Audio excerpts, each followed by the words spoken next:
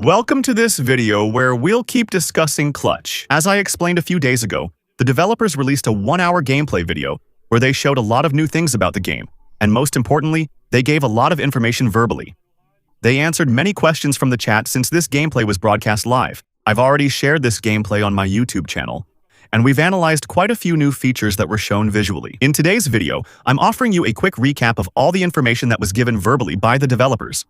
There are a lot of pretty interesting new details about the game, and today, I'm simply going to summarize all of them for you. As usual, feel free to let me know in the comments what you think about all these little things that have been announced about the game. Are they good news, or are there some things that make you a bit uneasy? Remember, you can join the contest for a chance to win any game this month with Instant Gaming. It's free. Just sign up using the link below the video, in the description, or the pinned comment. And if you're the winner, well, you simply win the game of your choice. So feel free to take a look. And don't forget that you can use the same link to go to Instant Gaming to buy all your games and subscription cards at a lower price. So I'm going to give you a whole bunch of information about Clutch, really covering every aspect of the game. I'll try to give them to you in the order they were presented, so if you're watching the gameplay at the same time, it'll be more or less in the right order. So obviously, most of the game will take place in France, but as has been confirmed, the beginning of the story will start in London, England. We'll follow Theo and Cass, the two main characters of the game, during their childhood, at the time when they were placed in foster care. There will be a few missions taking place in London to better understand their background, but most of the game will take place in France, on the Côte d'Azur. The map includes some very famous big cities like Monaco, Cannes, and Saint-Tropez.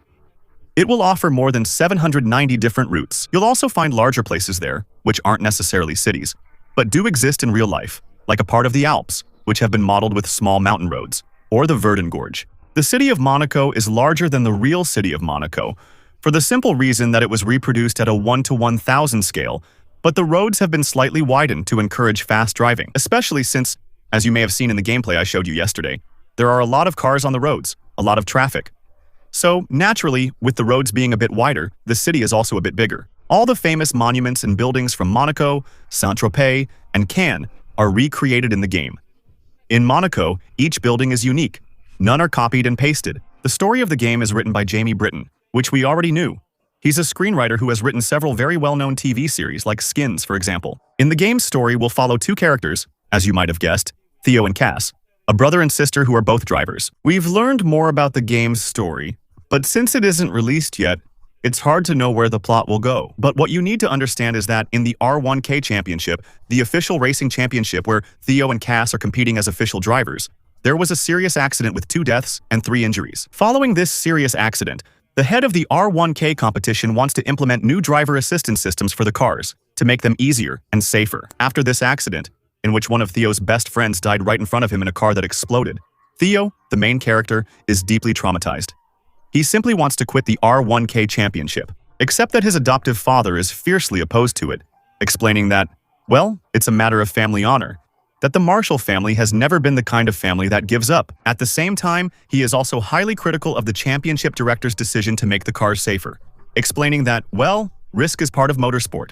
Theo still has to push himself in the R1K races, even though he wants to leave that world behind. And at the same time, he's being approached by the local mafia, who want to use Theo's driving skills to carry out various misdeeds, different missions that will probably be among the main missions of the game. So we're looking at a story that seems to be much deeper and much more detailed than most of the stories we see in other racing games. Racing games rarely have stories now, so it's refreshing to see one, especially with a more serious tone. So on one side, we'll have the R1K mode, the official competition, which will be races on closed circuits, with a style similar to real motorsport, like what we see a bit on TV. All the teams were designed from A to Z by the game's developers, including their history and the booklets for these different teams. On the other side, there will be the Midnight Collective, so those will be the races, let's say, a bit illegal, where the goal isn't necessarily to finish first.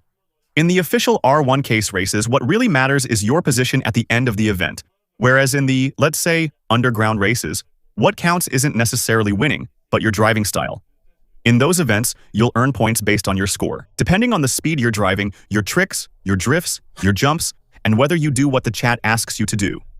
Also, because you should know that these Midnight Collective races, they are broadcast on the internet, on the game's fake social networks, and they're watched live.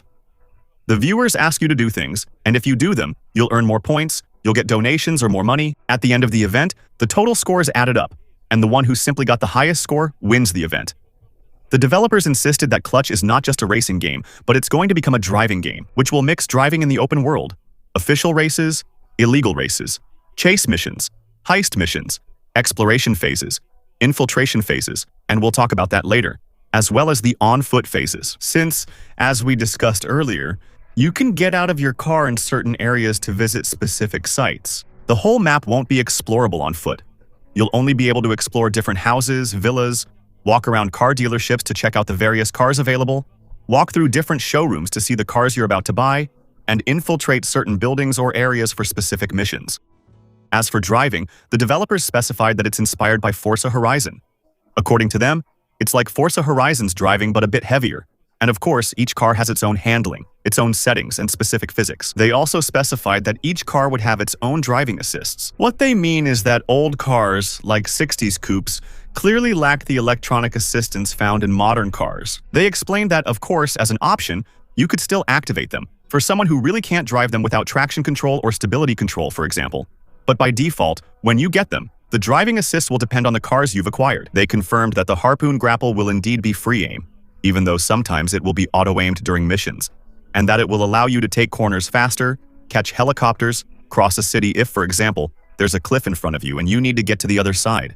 You'll be able to use it for that. That you'll also be able to grab police cars to make them crash, and that there will be other gadgets in the game, like oil slicks, boosters, and jump ramps, which will let you jump over a police roadblock. They said the goal is to add some diversity to the base game's gameplay, but not to introduce unrealistic technologies.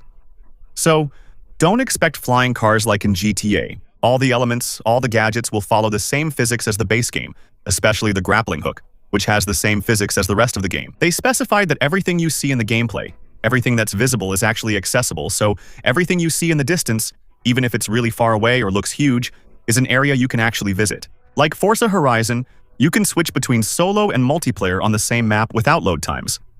The game also features a more advanced crew system than Forza Horizon. Here, it will actually be possible to create groups of several players who will share the same HQ and share their cars, meaning that in a crew HQ, there will be certain cars that are accessible to all crew members for specific events. There will be a territory war system, because as explained earlier, there will be a connection with the Mafia in the game. So they've implemented different parts of the map on the Côte d'Azur, divided into different territories. Each territory can be controlled by different teams, by different crews, and each zone controlled by a crew will give, if I understood correctly, more or less exclusive rewards. So in multiplayer, there will be the possibility to play the whole game in co-op. That was made very clear. We will also be able to take part in heist missions in PvPvE, where you'll have to collect as much loot, as much money as possible, while facing other player-controlled heist crews who will try to steal your loot. But you'll also have to deal with the police, who will be controlled by AI chasing you, and of course trying to stop you. All the cars will be customizable. They explained that there will be body kits, and there will be individual parts, let's say, that won't necessarily be included in the body kits. There will be the possibility to add fender flares, bumpers, hoods, spoilers. Each part was made in collaboration with real aftermarket parts manufacturers, both for performance upgrade parts and for car customization parts. For example, we saw that there were K&N stickers from other auto parts brands, so probably some licensed parts, which is really great. It was explained that each car customization would be unique, and there was no question of having general customs, except maybe for some spoilers, a bit like in Forza, and that all cars are customizable with parts really designed and dedicated for each model in the game. We will be able to customize both the exterior and the interior. They specified that we will be able to add objects on the dashboard, that we can add everyday items inside the car, like cans, for example, receipts, clothes. We will be able to change the steering wheel, the seats, and the cars have a wear effect.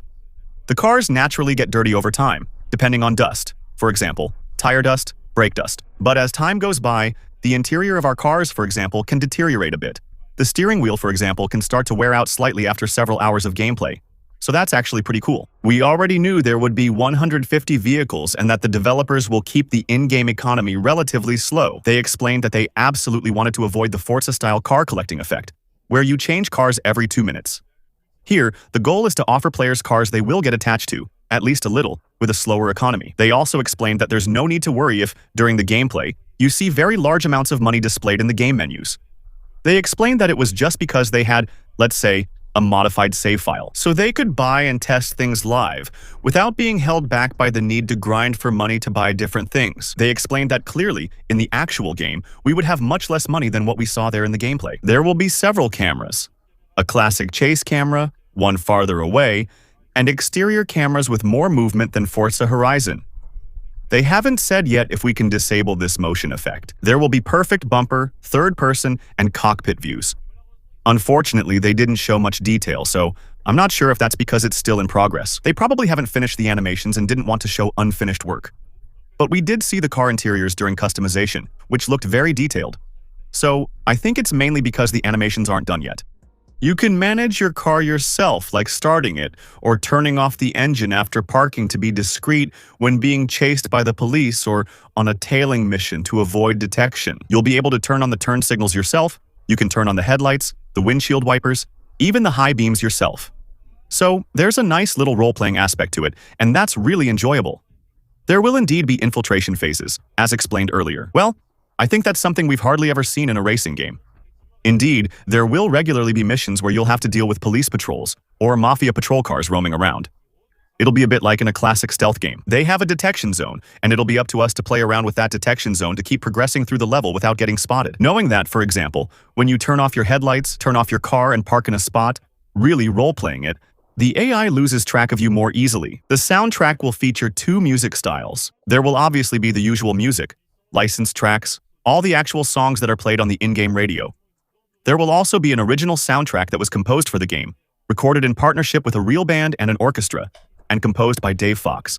The game will include a podcast system that will regularly provide summaries of the ongoing story, let you listen to different characters, follow events in the open world, and get a bit more context about the game's lore. The game is developed using Unreal Engine 5. For the graphics, for the sky part, they use the same technology as Forza Horizon. That means the sky you see in the game isn't actually a 3D modeled sky. It's like in Forza Horizon, a real sky. Real clouds filmed for hundreds of hours provide an ultra-realistic southern France sky in the game. There will be both photo and video editor modes, so we'll see how that's going to work. Maybe it's a bit inspired by what Motorfest does in this regard. We'll be able to save some replays of what we've just done in the open world and in races, simply to save a sequence that looked cool. In terms of progression, just like the game's economy, they've planned for the progression to be relatively slow, so we'll gradually improve the performance of our cars. It'll be possible to go inside our houses to customize our character, so I guess we'll be able to have custom clothes, custom hairstyles, that kind of thing. The game will be compatible with the Xbox Play Anywhere system. So basically, you only need to buy one copy to play it on both Xbox and PC. You don't need to buy it again. On top of that, I think saves are synchronized through the cloud with this system, so basically you can make progress on your Xbox. And if one day you buy a PC, you'll be able to recover your save. Cars can be bought at car meets across the map, which you can visit on foot or at official dealerships. I'm not sure if there will be brand-specific dealerships, but that would be great. I think that's everything. I think we've covered all the little details that were given by the game's developers. I think there are mostly a lot of good news, in my opinion. There's not much here that wouldn't make you want to buy the game, except maybe the story about Du Grappen. Maybe, that's true. The thing that's really going to stick, I think, since it's the game's release, is the bit of controversy around it. Let me know what you think in the comments. In any case, I think we're dealing with a pretty good guy here. In any case, personally, I'm happy to see developers trying new things, to see new franchises coming out with a budget, with nice cars, beautiful maps, great graphics, and really, there's nothing that seems like a big obstacle. So I think it's really cool. Let me know what you think in the comments. And of course, don't hesitate to leave a like on this video to boost the game's visibility and my channel's visibility. Also, feel free to follow me on Twitch for upcoming live streams where we sometimes talk about games or test them regularly. So come follow me, and if you have Prime, use it too. It's always appreciated. I'm ending this video here. See you tomorrow for a classic video. Hello, ciao!